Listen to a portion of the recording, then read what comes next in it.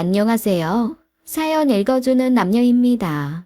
오늘도 와주셔서 감사드리며 그럼 오늘의 사연 바로 소개해드리겠습니다. 너 정말 대단하다. 살면서 가장 많이 들은 말을 생각해 보신 적 있나요? 저는 정말 대단하다는 말을 가장 많이 들었습니다. 뭘로 들었냐고요? 돈 안 쓰고 짠순이에 온갖 절약 챌린지를 다양하게 하는 걸로 유명했어요. 사실 이건 어렸을 때 저희 할아버지 때문에 생긴 습관입니다. 유난히 절약 정신이 강하셨던 할아버지는 자식들은 물론 손주들에게도 절약 방법에 대한 걸 고민하게 하셨어요.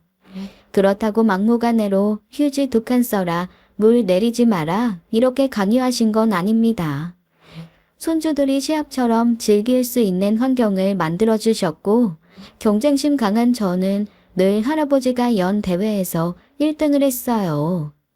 그게 재미처럼 습관들다 보니 저도 모르게 절약이 생활이 된 거였죠.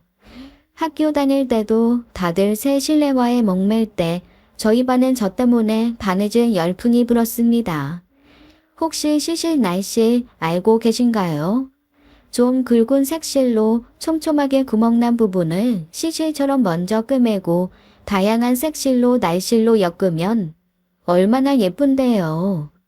알록달록하게 구멍에 따라 모양도 다양한 장식이 만들어지니 다들 일부러 구멍을 내서 가져올 정도였습니다. 저 그것도 공짜로는 안 해줬어요. 실은 당연히 사와야 하고 제 인건비는 크기에 따라 걸리는 시간에 따라 따로 계산해서 받았습니다. 부모님께 받는 용돈은 꼬박꼬박 저금을 하다가 일정 금액이 모이면 금거북이, 금반지 이런 걸 샀어요. 물론 미성년자일 때는 엄마 손잡고 가서 구매했고 커서도 뭔가 사고 싶은 게 생기면 참았다 금을 샀습니다. 큰 것도 아니고 손톱만큼 작은 금을 사서 투명한 유리병에 모으는 게 제 낙이었거든요. 남들이 돼지 저금통에 500원, 1000원 모을 때 저는 작은 금을 모았다고 보시면 됩니다. 이렇게 어렸을 때부터 유별나게 아끼고 또 아끼며 살아온 터라 살면서 대단하다, 지독하다 소리는 들었어도 해프다는 말은 들어본 적이 없거든요. 그런데 그 말을 글쎄 제가 결혼하고 듣더라니까요. 그것도 같이 사는 남편도 아니고 따로 사는 시어머니한테 말입니다. 솔직히 정말로 결혼하고 나서 제가 해이해진 탓에 허랑방탕 돈을 쓰다가 그 얘기를 들었으면 억울하지는 않죠. 더 아꼈으면 더 아꼈지 결코 덜하지 않았음에도 그 말을 듣는 게 좀 어이가 없는 상황이 생겼습니다. 처음에는 이해하려고 했어요. 남편과 시어머니 입장에서는 그럴 수 있다라고 100번 1000번 스스로를 이해시켰거든요. 제가 남편을 처음 만난 곳이 독서 모임이었는데 그때 그 모임의 주제가 상처 치유였습니다. 저는 애완동물을 잃은 상처 때문에 그 모임에 신청했고 남편은 이혼의 상처로 신청했다고 하더라고요. 첫 소개 때 담담하게 그 얘기를 하는 걸 보고 저 사람 참 대단하다라는 호감이 생겼습니다. 처음부터 그렇게 상황을 알고 한 연애였고 그래서 다 이겨낼 수 있다고 생각했죠. 시어머니가 복병 중에서도 상복병일 줄은 꿈에도 모르고요. 첫 만남은 우연이었습니다. 남편과 데이트를 하고 있는데 머리끝부터 발끝까지 번쩍이는 걸로 뒤집어 쓴 사람이 다가와 딱 앞에 서더라고요. 처음에는 미친 여자인 줄 알았어요. 그런데 대뜸 저한테 삿대질을 하면서 이러는 겁니다. 얘냐? 요즘에 네 지갑 터는 기집애가? 사람이 너무 황당하면 입이 떡 벌어진다더니 그걸 제가 경험했잖아요. 진짜 턱이 툭 떨어지면서 어이없다는 표정을 짓게 되더라고요. 늘 차분하던 남편도 그때만큼은 몹시 당황하며 얼굴을 붉혔습니다. 아, 엄마, 진짜 좀. 단말마 비명에 가까운 대답을 마지막으로 남편은 어머니의 등을 떠밀었고 저한테 이후 일주일 내내 사과를 했어요. 그리고 그때 비로소 그의 이혼 이유를 들을 수 있었습니다. 전 아내의 지독한 낭비병이 원인이었더라고요. 남편은 피부과 의사예요. 지금은 좀 자리가 잡혀서 그래도 남들이 생각하는 의사 생활 비슷하게 하는데 결혼 초에는 아니었대요. 하루 2명 환자 받은 적도 있고 공짜로 사마귀 떼달라는 사람만 온 적도 있다고 했습니다. 그래도 의사니까 좋다고 달려드는 여자들 중 제일 괜찮다 생각한 사람과 결혼했는데 그게 지옥이었다네요. 사치는 말도 못하고 폭언의 조울증까지 감당하기가 어려웠다고 했습니다. 결국 결혼 5년 만에 이혼을 하고 한 1년 정도 아무것도 하지 않았대요. 그러다가 다시 일도 시작하고 독서 모임도 하면서 저를 만난 거였습니다. 남편은 그렇게 조금씩 일상을 살기 시작했는데 시어머니는 여전히 그때 그 시절에 머물러 계셨더라고요. 남편이 여자 보는 눈이 없어서 죄다 데려오는 여자들이 집안 말아먹을 것들이라고 철저히 믿고 계신달까요? 그래서 저한테도 첫마디가 지갑 터는 기집애였던 거였습니다. 이후 결혼을 준비하면서도 시어머니의 참견은 계속되었고 도를 넘는 것도 있었어요. 하지만 그때마다 저를 증명하거나 제가 알뜰하다는 걸 보이며 애쓰면 오히려 싸움이 될 것 같았습니다. 그래서 아예 어머님에게 다 맡기고 순종하겠다고 했죠. 남편 쪽이 재혼이고 저는 다행스럽게도 결혼식에 대한 로망이 별로 없었습니다. 그래서 어머님이 원하시는 한없이 소박한 결혼식을 했어요. 며느리를 2번째 보시는 건데도 예단 예물 욕심은 있으시길래 원하시는 거 해드렸죠. 비록 저는 어머님이 끼시던 낡은 금드락지 하나 물려받았지만 말입니다. 그렇게 초반부터 하시고 싶은 대로 하시라고 했더니 그 다음부터는 대놓고 공격은 안 하시더라고요. 대신 자잘한 참견과 신경 긁기가 시작되었습니다. 믹스커피도 은행 가서 몇 개씩 슬그머니 가져오면 될 걸 산다고 펄펄 뜨시고 채소는 시든 거 사도 된다고 잔소리 하시고요. 당신은 그릇을 세트로 사면서 제가 필요해서 사면 낭비라고 한 소리 하면서 있는 대로 화를 냅니다. 몇 번 그런 일이 있고 나서 아예 저는 뭘 사는 걸 하지 않고 어머님께 달라고 해요. 어머님 많으시잖아요. 저 돈 주고 사는 거 너무 아까우니까 어머님 거 갖다가 쓸래요. 또 당신 물건에 대한 욕심은 한도 끝도 없으신 분이라 몇 번 그렇게 말하며 가져왔더니 좀 참견이 덜해지시더라고요. 뭐 그렇다고 아예 구박을 멈추신 것은 아니었지만 말입니다. 살림 사는 거나 낭비하는 것들, 뭔가 물건 사는 것에서 제게 잔소리를 못할 일이 많아지니 시어머니는 다른 이유를 찾았습니다. 바로 제 불임이었어요. 솔직하게 말하면 제 문제는 아니었습니다. 그렇다고 남편 문제라고 확답도 못하는 게 저는 모든 검사에서 이상이 없단 얘기를 들었지만 남편은 아니었거든요. 매번 바쁘다는 핑계로 병원 가는 것을 미루고 예약을 한 후에도 가지 않은 적도 있습니다. 누가 되었건 원인을 알아야 거기에 맞게 방법도 생각할 텐데 답답하더라고요. 그렇게 시간은 흘러 결혼 6년 차가 되었고 3년 차 정도부터 시작되었던 어머님의 구박은 점점 거세졌습니다. 아니 멀쩡한 남의 집 데릴 끊어도 유분수지. 너 혹시 결혼 전에 이 남자 저 남자랑 헤프게 논 거 아니니? 아유, 이래서 결혼 전에 뭐하고 살았는지 조사 필요하고 병원 검진 결과 필요한 건데. 저 사랑이라면 돈 멀어서 뛰는 불나방 같은 게 내 새끼라 말도 못하고. 아이고 내 팔자야. 어머님의 구박은 점점 더 인신공격으로 변해갔고 저는 인격적인 모독까지 느껴야 했습니다. 물론 처음에는 그런 말에 하나하나 대답을 했죠. 어머님, 전 병원에서 아무 문제가 없대요.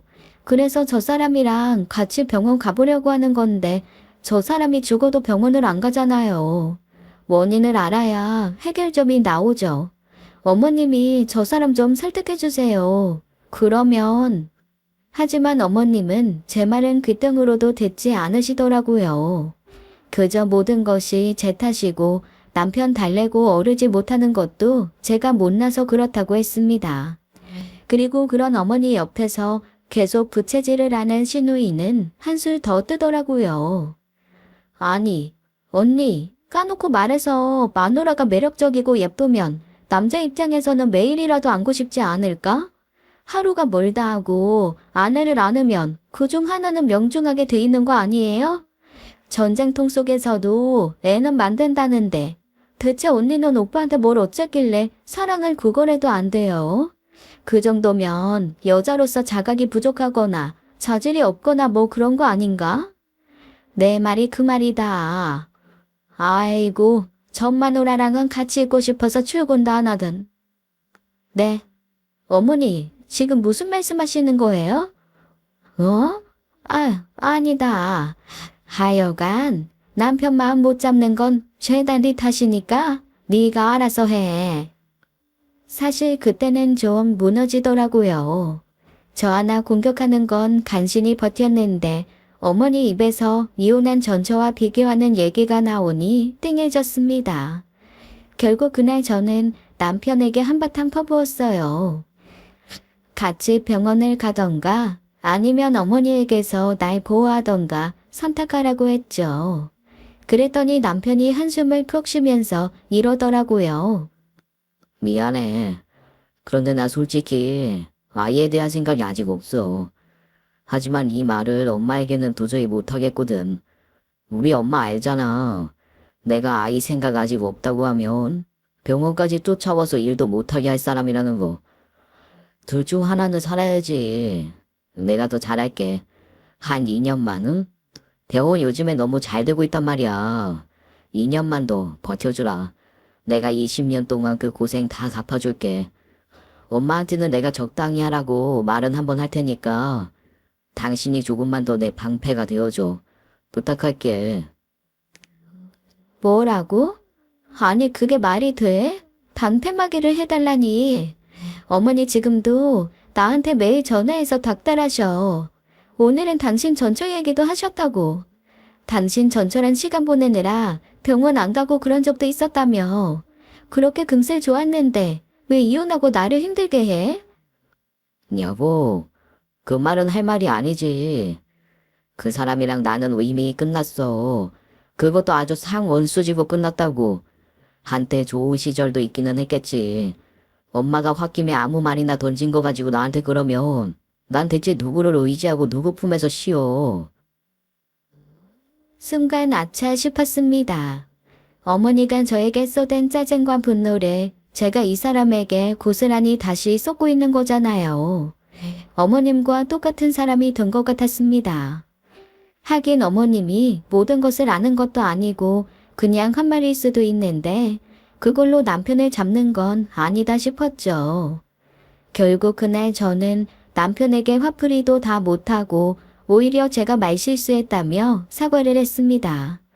이후 남편이 어머님에게 뭐라고 했는지 한동안은 전화가 오지 않더라고요. 물론 일주일에 한 번, 열흘에 한두 번씩 전화해서 병원 다녀왔냐 묻고 길을 받아줄까 묻긴 하셨지만요. 그렇게 또 1년이 흘렀습니다. 저는 그동안 남편이 말한 2년만 기다려달라는 그 시간이 오기를 일각이 여삼주 기다리며 버텼어요. 하지만 어머님의 인내심은 1년이 한계였던 모양이더라고요. 결국 한날은 저희 부부를 다 불러내 펄펄 뛰기 시작했습니다. 나 이제는 손 조금 오고 다 필요 없다. 시애미 말, 애미 말을 귓등으로도 안 듣는 너희도 필요 없고 이혼해. 그냥 갈라서고 각자 살고 싶은 대로 살아. 이건 손주의 문제가 아니야. 내 말을 귀담아 듣고 있느냐 아니냐의 문제라고. 나 더 이상 이렇게 무시당하면서 사는 건 못 참는다. 너희 어떻게 할 거야? 서슬퍼런 시어머니를 보며 저는 아무 말도 하지 않았습니다. 진짜 저로서는 할 만큼 했거든요. 남편도 더 이상 피할 수는 없다고 생각했는지 어머님께 이렇게 말하더라고요. 엄마, 이 사람 스트레스 받으니 여기서는 말고 저랑 나가서 따로 얘기 좀 하세요. 그렇게 근엄한 얼굴로 어머님을 모시고 나간 남편은 30분 정도 후에 들어왔고 그 뒤로 시어머니가 따라 들어왔습니다. 아니 근데 이게 웬일입니까? 열이 받아서 펄펄 뛰던 시어머니가 순한 양이 되어 셀쭉하게 저한테 이러시더라고요. 그래, 부부 사이의 일이니 너희가 알아서 해라. 난 더 이상 아무 말 안 하마. 놀랍게도 그날 이후 시어머니의 손주 타령은 정말 거짓말처럼 딱 그쳤습니다. 남편에게 무슨 말을 한 거냐고 물어봤지만 절대 대답을 안 해주더라고요. 그냥 잘 해결됐으면 된 거 아니냐고만 하길래 내내 그 방법이 너무나 궁금했습니다. 그리고 몇 개월 뒤 저는 우연한 기회에 남편이 쓴 방법을 알게 되었어요. 너무 어이가 없고 기가 막혀 한동안 아무 말도 못할 정도로 황당한 방법이었습니다. 남편이 쓴 방법은 돈이었어요. 시어머니에게 매달 1,000만 원씩 용돈을 줄 테니 더 이상 참견 말라고 한 거였죠. 시누이에게도 매달 300만 원씩 용돈을 주더라고요. 그런데 저한테는 살림 비용 얼마 주는 줄 아세요? 200 줍니다.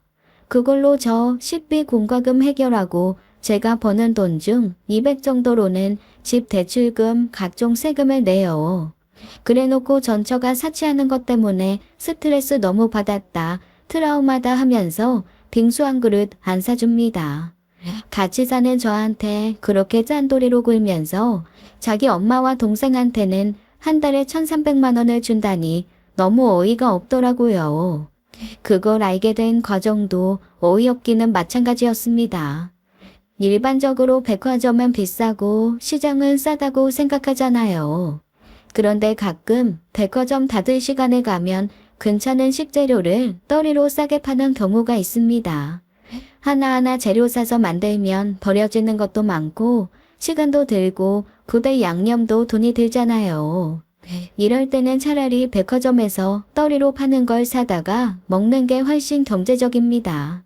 그것도 자주 가다 보니 얼굴 익은 판매자들이 생겨서 나름 단골이라고 더 챙겨주시곤 하거든요. 그날도 장바구니 챙겨서 느지막히 끝나기 한 20분 전에 백화점 식품관으로 갔죠. 혼자서 머리쌈을 계산하면서 어떤 게 가성비가 좋은지 골똘히 고민하고 있는데 익숙한 목소리가 들렸습니다. 엄마, 그거 아까 220이면 진짜 거전데. 아니 뭘 망설이는 거야. 야, 그거 살 바에 한 200 더 보태서 좀 더 큰 거 사는 게 낫지. 안 그래? 내가 나이도 있고 사회적 지위도 있는데 손바닥만한 가방 들고 다니면 그게 채신이 서니? 하긴 그래. 근데 엄마, 나 아까 좀 놀랐다. 아니 거긴 언제 그렇게 다니면서 포인트를 쌓았대? 벌써 엄마 VVIP던데? 거기 VVIP 되려면 3개월에 5,000원 써야 하는 거 아니었어? 야, 안 그래도 VVIP 되면 연말에 파티도 초대하고 선물도 보내준다고 하더라고. 아이고 매니저가 얼마나 꼬시는지. 근데 네 오빠가 나 월에 꼴랑 1,000 주잖냐. 그걸로 3개월에 5,000이 어떻게 채워지겠어? 그래서 지난달에 네 오빠 끌고 와서 3,000 한 번에 채우고 내가 조금씩 더 채운 거랑 해서 5,000 만든 거야. 오빠가 지난달에 엄마 거기서 3,000이나 뭘 사줬다고. 아, 나 이 인간이 진짜 안 되겠네. 내일부터 내가 새언니를 좀 달달 볶아야 내 입도 막으려고 돈 좀 쓰겠구만. 와, 씨. 안 그래도 난 꼴랑 300 주고 엄마한테 다달이 1,000씩 주는 것도 억울하구만. 어머머? 얘, 너랑 나랑 같니? 그리고 군소리 말고 가만히 있어. 그냥 너도 주말쯤 죽는 소리 한번 하면서 살살 달래서 백화점 데리고 나와. 너 아까 그 샤머시기 트위드 한 벌 입고 싶다며. 그거 사달라고 해. 그럴까? 안 그래도 면접 갈 때 입으로 사준다고 했는데 그거 입고 면접 가야겠다고 해야겠다. 순간 주변에 복잡하고 시끄러운 모든 것이 사라지고 저 혼자 남은 듯한 허무함이 밀려왔습니다. 왜 뮤지컬이나 연극 보면 갑자기 주변 모든 불이 꺼지고 핑 조명 하나가 주인공을 비추잖아요. 분명 주변에 복잡한 것들이 늘어서 있음에도 불구하고 오직 무대에 외로운 주인공 하나 선 모습이 딱 저였습니다. 손에 든 것을 툭 떨어뜨렸고 안에 들어있던 음식들이 서로 엉켜 엉망이 되었음에도 아무 생각이 안 났어요. 시어머니와 시누이는 제가 보고 들었다는 건 전혀 알지도 못한 채 내일 쇼핑 계획을 세우며 사라졌습니다. 터덜터덜 집에 오는 길이 얼마나 멀고 허무하고 외롭던지 집에 와서도 불도 켜지 않고 멍하게 앉아 있었어요. 남편이 퇴근해서 들어와서는 무심히 묻더라고요. 뭐야, 왜 전화도 안 받고. 나 오늘 삼겹살 엄청 땡겼는데 전화 안 받아서 그냥 밖에서 먹고 왔어. 불 끄고 뭐 하는 거야? 그래서 그걸 혼자 먹고 왔다고? 내가 전화 안 받으면 고기 사와서 같이 먹을 생각은 안 했어? 아, 왜 또 시비야? 왜? 뭔데? 뭐가 또 그렇게 불만이야? 아니, 당신은 고기 별로 좋아하지도 않아서 끄적이다 말잖아, 그냥. 그리고 집에서 구우면 이것저것 또 같이 먹을 것도 사야 하고, 그냥 간단하게 1인 식사 되는 곳에서 먹고 왔다는데, 그것도 불만이야? 그러게 왜 전화를 안 받아? 아, 내 탓이구나. 전화 안 받은 것도 내 탓이고, 애 안 생기는 것도 내 탓이고. 그러자 남편은 저한테 버럭 성을 냈습니다. 제 눈에는 딱 제발 저려 울컥하는 것처럼 보였죠. 야, 내가 엄마 입 막아서도 안 괴롭히잖아. 내가 뭘 더 얼마나 해야 하는데. 한 1, 2년만 병원 어렵고 성장은 좀 해야 하니 그 기간만 좀 참아달라고 한 거 그것도 못하겠어? 나 같아도 한 달에 1,000만 원 용돈 받으면 잔소리 안 할 것 같은데? 아니, 아가씨까지 하면 1,300인가? 그러자 남편의 얼굴이 순간 굳었습니다. 아씨 들켰다 하는 기색이 아주 역력하더라고요. 저는 남편을 가만히 바라보며 물었습니다. 그래, 시어머니가 더 이상 괴롭히지 않게 해준 건 고마워. 근데 한 달에 1,000만 원 용돈으로 막는 거라고는 말해줬어야지. 아니, 한 달에 1,300을 어머니랑 아가씨한테 줄 거면 적어도 나한테 병원 어려우니까 생활비 아끼라고 잔소리는 말았어야지. 나한테는 빙수 한 그릇 사주는 것도 아깝고 고기 한 점 같이 먹는 것도 절약하라고 하면서 시어머니는 3,000짜리 VVIP 만들어주고 수천만 원 용돈 아무렇지도 않게 줘? 우리가 부부가 맞아? 제 말을 듣던 남편은 주섬주섬 벗었던 겉옷을 입고 가방을 들더라고요. 저와 뭔가 말다툼을 할 것 같으면 남편은 침묵으로 그 자리를 피하고 저를 철저하게 무시하곤 했습니다. 답답한 거 못 참는 제가 먼저 손 내밀고 화해를 요청하고 애교를 부려야 선심 쓰듯 기분을 풀었거든요. 이번에도 그럴 심산이었던 거죠. 나 이건 진짜 못 참겠어. 당신 아무 말도 안 하고 나가면 나도 당신이랑 더 이상은 안 살아. 처음이었습니다. 제 입에서 이혼 얘기가 나온 거, 같이 살지 않겠다는 말이 나온 거요. 그제야 남편도 살짝 놀라면서 절 바라보더라고요. 그러더니 한숨과 함께 저한테 이렇게 말했습니다. 내 돈이야. 내가 본 돈. 내가 어떻게 쓰건 참견할 일 아니고. 걔가 내가 솔직히 그걸 바람 피우는데 썼냐? 고봐 그랬냐? 따지고 보면 너 편하라고 쓴 돈이니까 너한테 쓴 돈 아니야? 내 돈 내가 어떻게 쓰건 우리 엄마랑 동생이 내가 준 돈으로 보라고. 네가 상관할 바는 아니지. 그러고 딱 방으로 들어가 버리는데 문이 닫히는 그 소리와 함께 제 마음의 문도 닫히고 말았어요. 정이 딱 떨어지더라고요. 아, 이 사람이랑은 못 살겠다라는 생각에 며칠 우울하고 밥도 넘어가지 않았습니다. 먹으면 체하고 살짝 미열도 오르고 몸이 영 회복이 안 되어 결국 병원을 찾았죠. 그리고 병원에서 저는 깜짝 놀랄 만한 얘기를 듣고 말았습니다. 글쎄 제가 임신 2개월이라고 하더라고요. 산모님이 나이도 좀 있으시고 지금 워낙 초기라서요.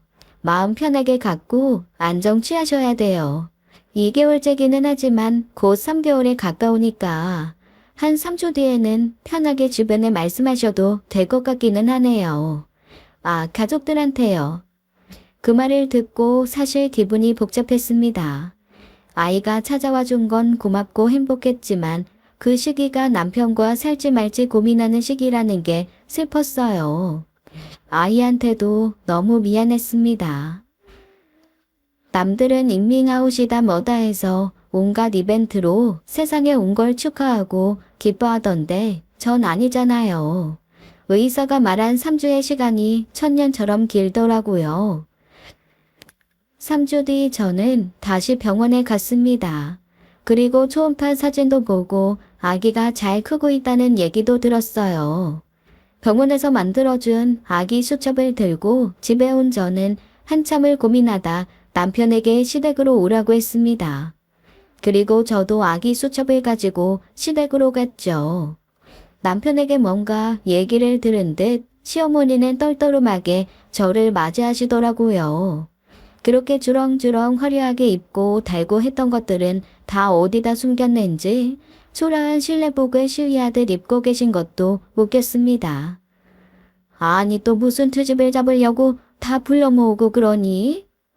어머니, 제가 뭐 트집 잡고 불평불만만 하는 사람인가요? 어머님 소원 들어드리려고 그래요. 그리고 저는 어머님과 남편 앞에 임신 테스트기와 산모 수첩을 내밀었습니다. 두 사람 다 멍하게 보고 있더라고요. 처음에는 너무 좋아서 아무 말도 못하나 싶었어요.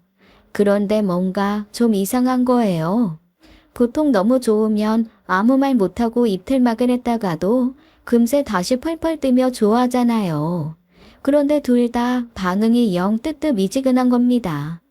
특히 남편 반응은 서러울 정도였어요. 임신? 아, 임신이라고? 진짜야? 정말로?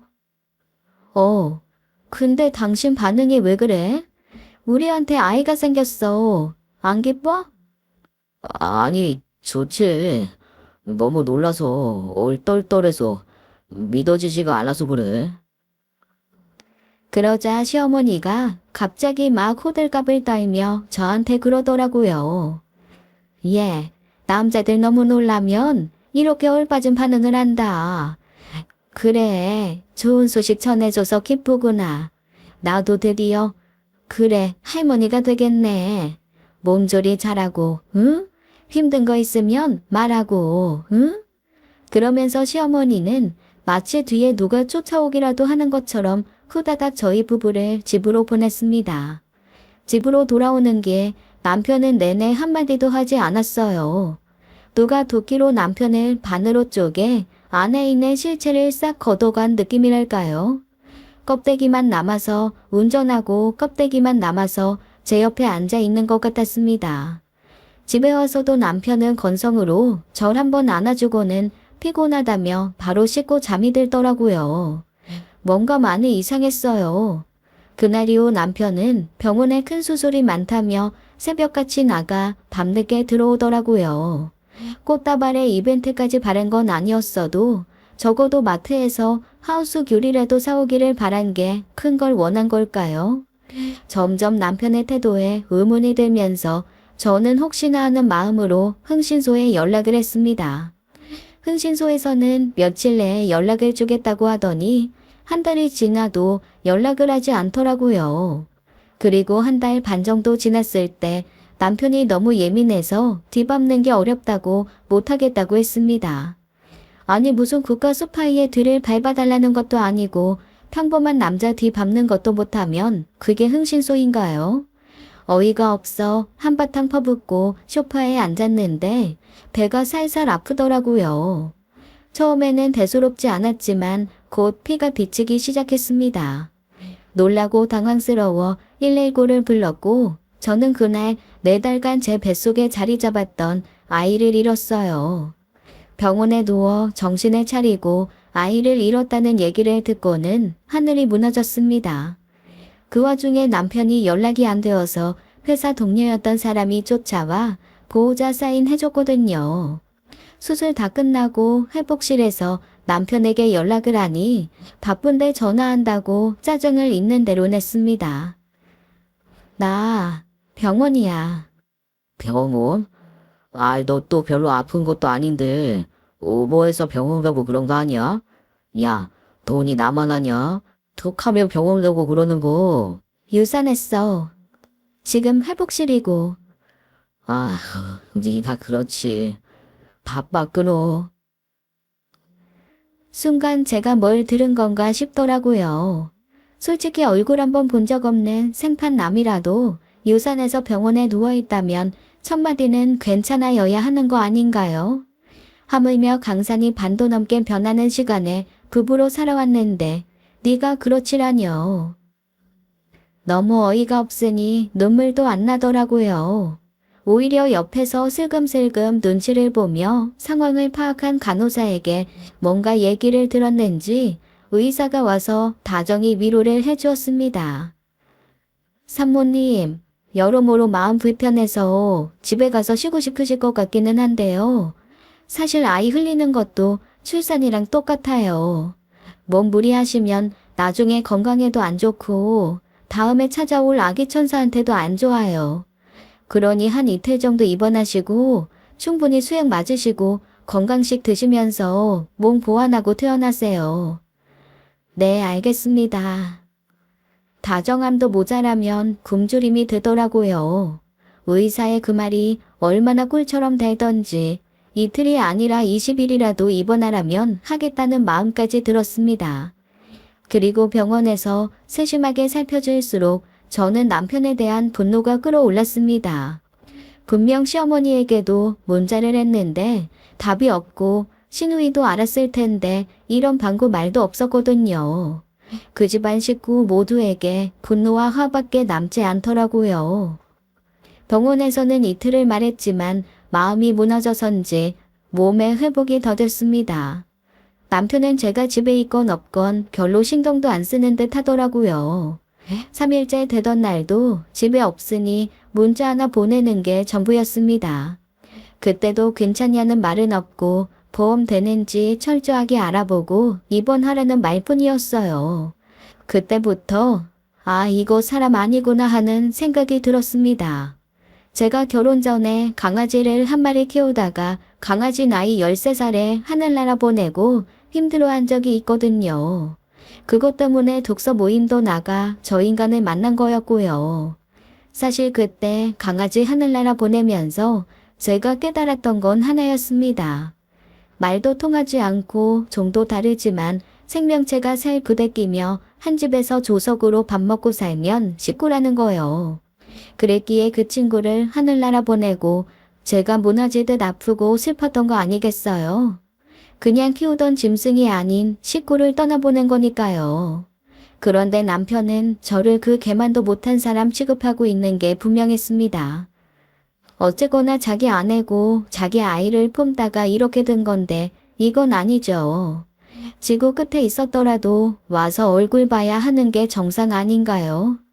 분노가 펄펄 끓어오르니 오히려 생각과 마음은 차갑게 식기 시작했습니다.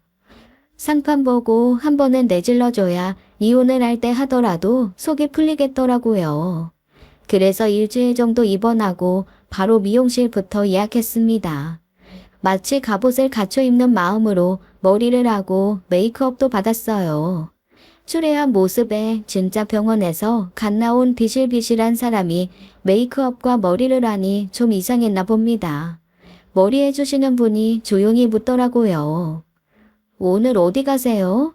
몸이 안 좋아 보이시는데. 유산하고 누워있는데 한 번 와보지도 않은 남편 보러 가요. 순간 온 미용실에 침묵이 감돌았습니다. 그리고 순식간에 몇 명의 사람이 말없이 다가와 누가 먼저랄 것도 없이 절 단장해 주더라고요. 제가 요청하지도 않은 네일아트를 해주고 머리에 볼륨 가득한 드라이에 핀도 잔뜩 꽂아주고요. 그리고 30%나 할인을 해주면서 힘내라고 나와서 인사까지 해주는데 눈물이 날 뻔했습니다. 누군가가 나를 응원해서 나는 눈물이 아니었어요. 이렇게 생판 모르는 남도 어이없어 하며 묻지도 따지지도 않고 내 편을 들어줄 정도로 이 상황이 어이없는 거잖아요. 그렇게 머리 끝부터 발끝까지 잔뜩 꾸미고 남편의 병원으로 향했습니다. 계속 전화가 왔지만 받지 않았어요. 제가 남편 카드로 긁었거든요. 미용실에서 30만 원이 넘게 긁혔으니 당연히 난리가 났겠죠. 사실 병원비를 긁으려고 했는데 어제 남편이 저한테 이런 문자를 했거든요. 보험 받으면 어차피 돈 낸 거보다 좀 더 들어올 수도 있으니 제 카드로 병원비 내라고 말입니다. 괜히 내 걸로 병원 긁지 말고 네 걸로 내. 그리고 보험금 더 들어오면 그거 반씩 나누고. 어차피 살림에 보태기는 해야 하잖아. 여튼 퇴원하고 집에 오면 연락해. 그래서 아주 작정하고 미용실은 비상으로 가지고 다니던 생활비 카드 남편 카드로 긁은 겁니다. 옷도 한 벌 사서 갈아입었어요. 백화점에서 아가씨가 입고 싶다고 했던 명품으로 말이죠.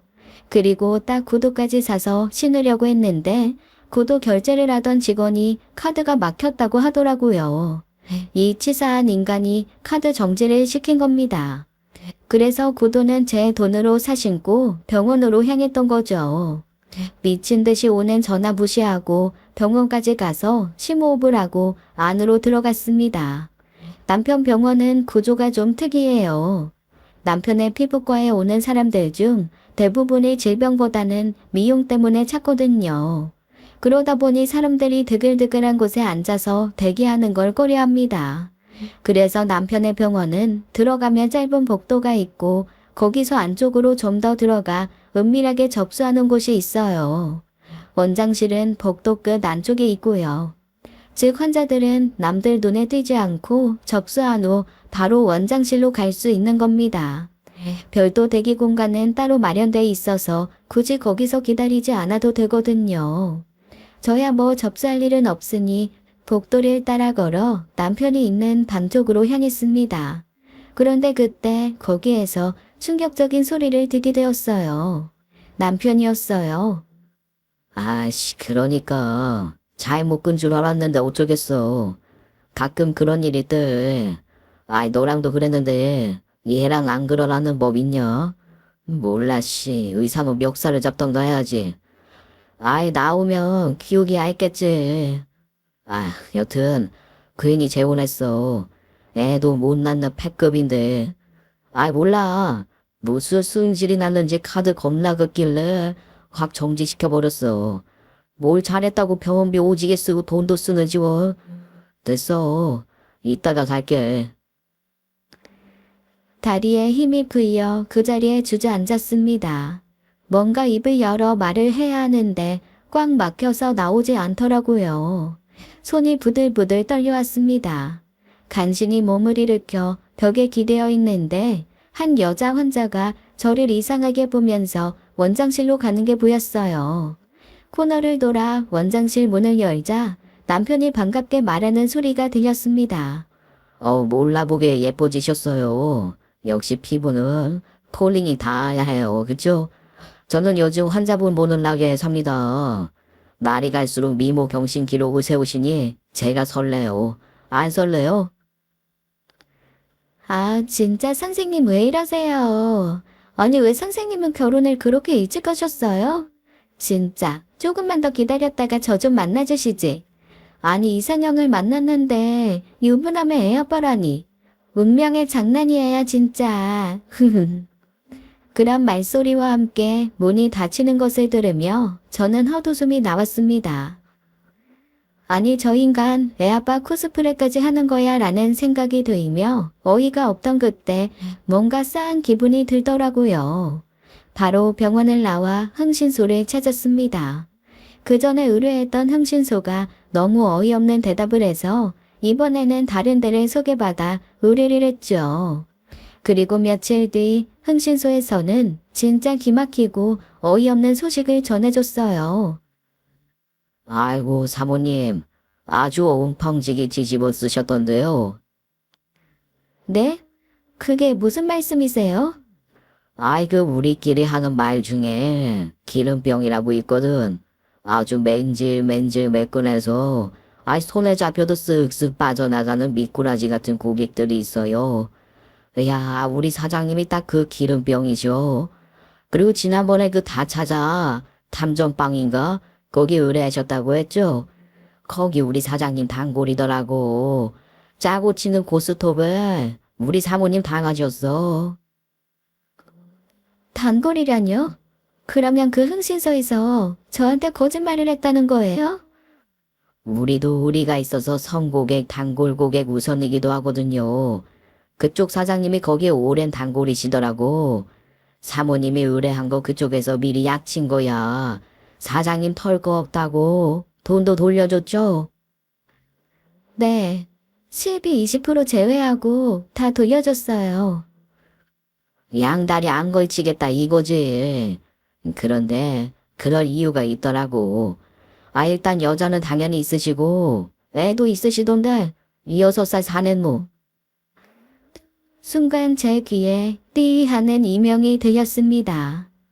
그러면서 병원에서 환자랑 시시덕거리던 남편의 목소리가 떠올랐어요. 애 아빠라는 것도 진짜였고 정말 여자의 아이까지 있다는 사실에 아무것도 손에 안 잡히더라고요. 제가 부들부들 떨면서 물 잡은 손도 잡고 놓치자 흥신소분이 안쓰럽다는 듯 혀를 끌끌 차며 이러셨습니다. 아이, 근데 아직 얘기는 시작도 안 했는데 이러시면 어쩐다나. 네?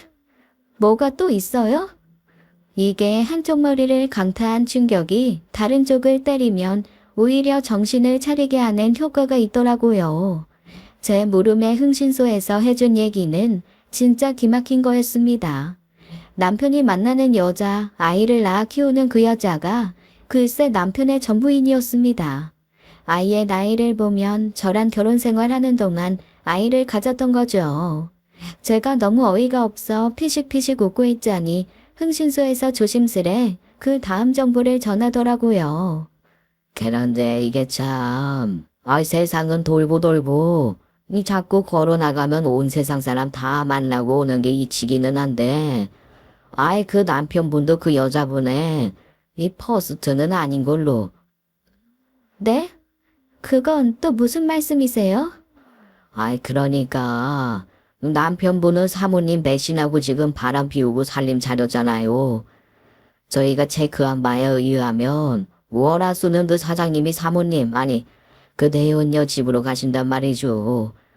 그런데 목금은 이 내연녀께서 곱게 단잠을 하고 아이는 친정에 맡기고 다른 집에를 가요. 그 집에는 남자가 있고, 언더스탬? 예, 오케이. 그러니까 지금 남편의 내연녀에게 진짜 남편이 있다는 거예요? 에이, 아니죠. 내연남이죠. 즉, 그 여자분은 남편과 또 다른 남자 사이의 양다리, 남편분은 사모님과 그 여자분 양다리, 아주 서로 가랑이 찢어지게 바람을 피우고 있다는 거예요. 진짜 그 집 발쓰기 같은 것들 하는 짓도 쌍쌍바네. 어이없어. 네, 뭐 저희로서도 흔하게 볼 수 있는 무난한 상황은 아닙니다. 그래서 좀 어이없기도 하고 여튼 그렇네요. 저는 흥신소에게 남편과 그 여자, 그리고 그 여자가 만난다는 남자에 대한 정보를 좀 더 알아봐 달라고 했습니다.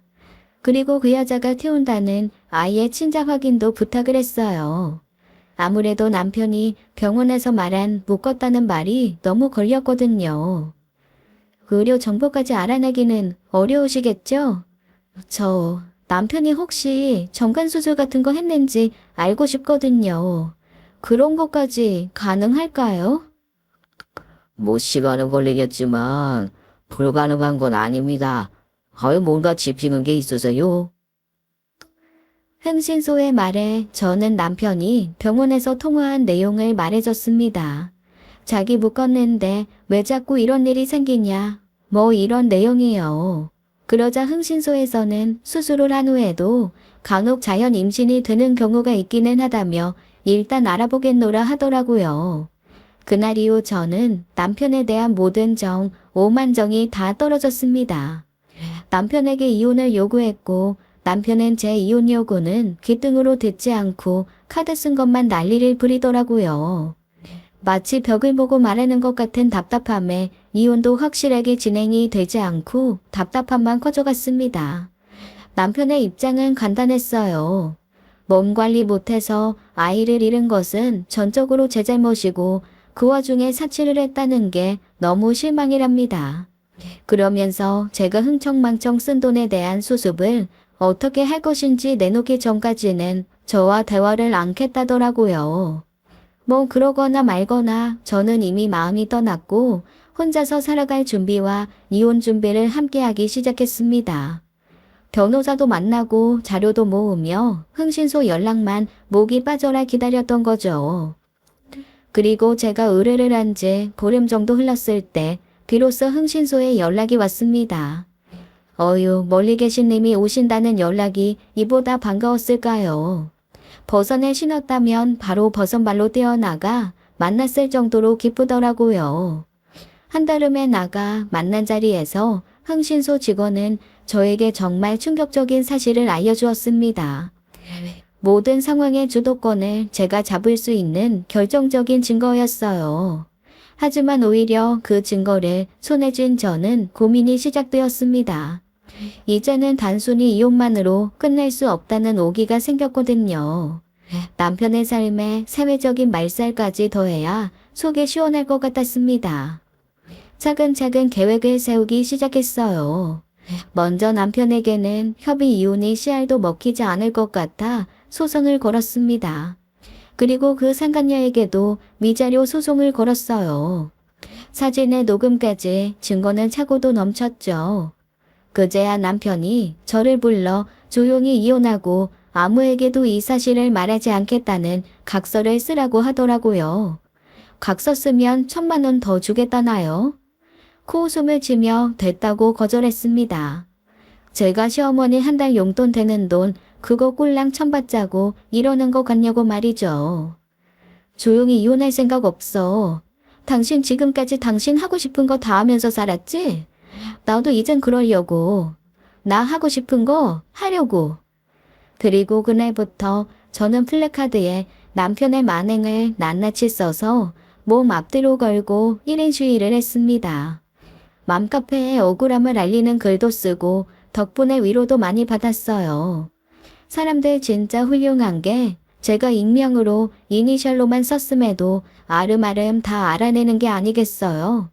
몇몇 분은 병원 앞 제가 1인 시위하는 곳으로 찾아와서 손을 잡고 응원도 해주시고 음료수도 사주셨습니다. 물론 남편도 가만히 있지는 않더라고요. 뭐가 그렇게 잘났는지 직원들 통해 저를 끌어내기도 하고 경찰에 신고도 했지만 뭘 할 수 있는 건 없습니다. 헌법의 집회 및 시위의 자유는 국민의 권리라고 돼 있으니까요. 제가 없는 사실을 쓴 것도 아니고 영업에 직접적인 방해를 한 것도 아닙니다. 그저 남편이 한 짓을 써서 붙이고 서 있을 뿐인데 그게 왜 불법입니까? 여기 특정인 이름 있나요? 병원명 없잖아요.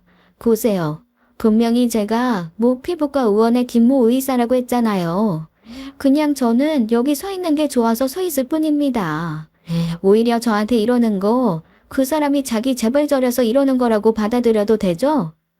제 말에 오히려 경찰도 말 못하고 머리를 긁적이더라고요. 소문은 꼬리에 꼬리를 물고 점점 더 퍼져나갔습니다. 결국 시어머니도 남편의 지인들도 모두 알게 되었고 몇몇은 진짜인지 확인하려고 남편 병원 앞으로 오기도 했어요. 시어머니는 대뜸 제 머리채를 잡고 이게 무슨 짓이냐며 화를 내서 살짝 몸싸움도 벌어졌습니다. 네가 아주 네 남편 얼굴에 똥칠을 해도 유분소지? 너 돈 때문에 이래? 그렇다면 더더욱 납작 엎드려서 선처를 구해야지. 어디서 이딴 식으로 굴어? 네가 제정신이야? 미쳤어? 미친 건 어머님 아들이죠. 전처와의 사이에 떡하니 바람 피우고 아들 낳고 살던데 어머니도 알고 계셨죠? 뭐 그게 흠이냐? 갈라놨어도 서로 좋다는 걸 내가 뭐 어쩌겠냐. 아니 그렇게 다 알았으면 그것까지도 품겠다는 마음을 가져야 하는 거 아니니? 네 마음이 그렇게 콩깍지 속처럼 좁아 터지니까 애도 싫다고 들어서 딱 가버리는 거 아니겠어? 그 말을 듣는 순간 정말 꼭지가 돌더라고요. 안 그래도 시어머니가 온 날 제가 원하던 소식을 막 들은 참이었습니다. 그래서 피켓 시위도 슬슬 그만하려던 차였는데 오늘이 그날이다 싶었어요. 내시당초 피켓 시위를 하려 했던 건 더 이상 그 동네에서 발붙이고 영업 못하게 하려던 거였습니다. 그리고 친구, 지인, 동료들에게 사실을 알려 민망하게 만들려고 한 거였어요. 증거가 너무 확실하니 변명도 못할 거라 나중에 이상하게 말만 들어서 퍼뜨리는 거 막으려고 한 겁니다. 성질 같아서는 병원을 싹 다 뒤집어 엎으며 난리를 치고 싶었는데 일단 망신 주는 게 먼저라 참았거든요. 그런데 시어머니가 이렇게 득득 긁으니 제가 더 참을 이유가 없더라고요. 바로 피켓 벗어서 반 딱 쪼개놓 시어머니 앞에 집어 던졌습니다. 그리고 시어머니 뺨을 한 대 쳤죠. 다른 사람도 아닌 저한테 뺨을 맞을 거라고는 상상도 못했다는 듯 눈을 뻐끔거리며 멍하게 서 있더라고요. 속 좁은 년이 어떻게 하는지 눈 뜨고 똑똑히 보세요. 아셨죠? 그리고는 바로 반 쪼갠 피켓을 들고 병원으로 올라갔습니다. 뭐 소문이 쫙 나서 환자는 한두 명밖에 없었고 직원들도 수군거리며 뒤숭숭 하더라고요. 제가 올라가니 벌떡 일어나 놀라기는 하는데 또 굳이 막지는 않더라고요. 바로 원장실로 뛰쳐들어갔죠.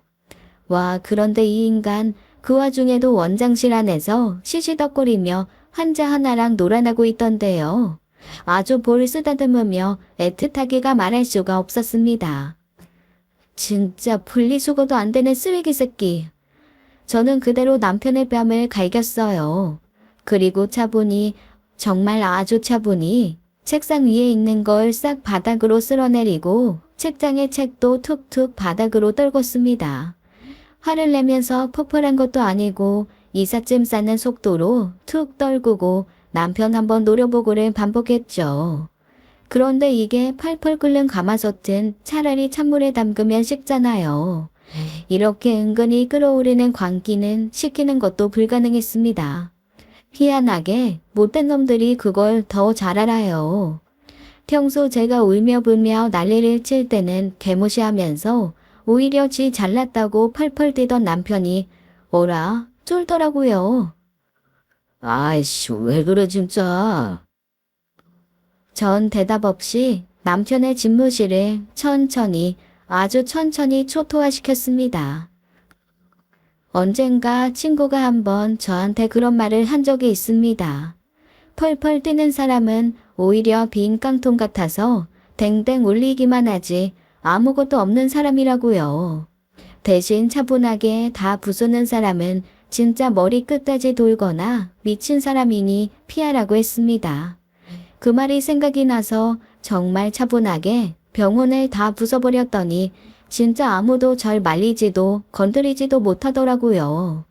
근 1시간에 걸쳐 병원을 다 때려 부수고 난 후 전 처음으로 깊은 숨이 쉬어지며 살 것 같다는 생각이 들었습니다. 대기하던 몇 안 되는 환자들도 말릴 생각도 못하고 서로 수군거리더라고요. 뭐 다들 한 번씩 소문은 들었을 거고 눈으로 그 현장을 확인한 거겠죠. 전 죄다 때려 부수고 천천히 병원을 나왔습니다. 그리고 그 길로 변호사에게 가서 빠르게 이혼 절차를 진행해달라고 했어요. 그 전까지만 해도 이혼은 절대 안 된다고 버티던 남편은 병원이 쑥대밭이 되고 나니 안 되겠다 싶었나 봅니다. 병원 부순 거 배상하겠다고 하면 협의 이혼을 해주겠다고 하더라고요. 제가 할 리가 있나요? 배상 못하겠으니 합의하기 싫으면 마음대로 하라고 하고 저는 버티기에 들어갔습니다. 사실 제가 기다리고 있는 한반이 있었거든요. 시어머니가 와서 저를 긁기 전까지만 해도 솔직히 갈등하고 있었어요. 정확하게 말하면 저와 남편의 문제고 남편과 그 내연녀 사이의 문제니까요. 관련이 있는 사람 사이에서 해결하면 부수적인 사람 피해는 없었으면 했습니다. 그런데 시어머니 태도, 남편 태도를 보니 이거는 그냥 끝까지 가야 해결될 일이라는 생각이 들었어요. 제가 확보한 그 한 방은 마지막 피날레를 위해 잠시 두고 본격적으로 법정 다툼을 시작했죠. 아무리 해도 자기가 유리할 것 없었던 남편은 결국 저한테 소송에서도 지고 병원도 망했습니다. 엄마들의 입소문을 무시할 수 없더라고요. 단경 30분 내에 도시로도 못 가고 아예 지역을 다르게 해서 병원을 옮겼다는 얘기가 마지막이었어요. 아마 그 사람은 그렇게 저와의 관계가 끝났다고 생각했을 거예요. 하지만 이혼은 저의 지옥 같은 과거와의 1차 이별이었을 뿐 저의 응징은 이혼과 함께 시작했다는 걸 몰랐을 겁니다. 저는 전 남편이 개업한 병원이 어느 지역에 있는지를 먼저 알아내고 면밀히 행보를 살폈어요. 그 지역 맘카페에도 가입해서 병원에 대한 정보도 얻고 명성도 살폈죠. 워낙 남한테는 사근사근한 사람이어서 그런지 과거를 모르는 사람들 사이에서 슬슬 인기를 얻더라고요. 너무 좋았습니다. 제 다음 작전이 성공하려면 전 남편이 다시 재기했다는 확신과 과거를 지웠다는 만족감이 가득 차야 했거든요. 그날은 생각보다 일찍 왔습니다. 제가 부계정으로 쭉 팔로우해서 보고 있던 전 남편의 내연녀이자 전전 부인인 그녀가 반지 사진을 올렸거든요. 함께 고난의 모든 시간을 헤치고 다시 만난 진짜 사랑이라는 소름 돋는 멘트와 함께 올라온 프로포즈 사진이었습니다. 드디어 제 복수의 피날레가 가까워지고 있었어요. 제가 이혼 준비를 하면서 흥신소 분들이랑 많이 가까워지고 얘기를 참 많이 나눴습니다. 그때 알게 된 사실이 있었는데 바로 전 남편과 그 내연녀가 이혼한 이유가 제가 알던 것과 다르더라고요. 그 내연녀가 사치를 해서 헤어진 게 아니고 시어머니가 어디 가서 점을 보고 와서 그렇게 반대를 했대요. 평생 자식도 못 낳고 아주 남편 등골 쪽쪽 빨아먹고 살 여자라고 했다나요. 그러면서 남편 사주를 그 여자가 가려서 애가 안 보인다고 했답니다. 그것 때문에 결혼 반대를 했는데 억지로 결혼을 강행했다네요. 하지만 뭐 시어머니 성질을 그 여자가 받아줬겠어요. 결혼 1년 만에 사내 못 사내 난리를 치니 글쎄 전 남편이 홧김에 정관수술을 해버린 겁니다. 그리고 어머니에게 선고했대요. 자기 묶었으니 평생 자식 기대하지 말라고요. 그것 때문에 어머니 기절하고 울고불고 그 내연녀한테 자기 아들 망쳤다고 오만 욕을 다 했답니다. 그러니 그 여자가 붙어있겠어요. 못 살겠으니 이혼하자고 한 거죠. 남편 쪽 과실이라 판단하고 위자료 주고 이혼한 후에 시어머니는 그걸로 또 배가 아파 알아두었대요. 괜히 결혼시켜서 돈 날아갔다고 말입니다.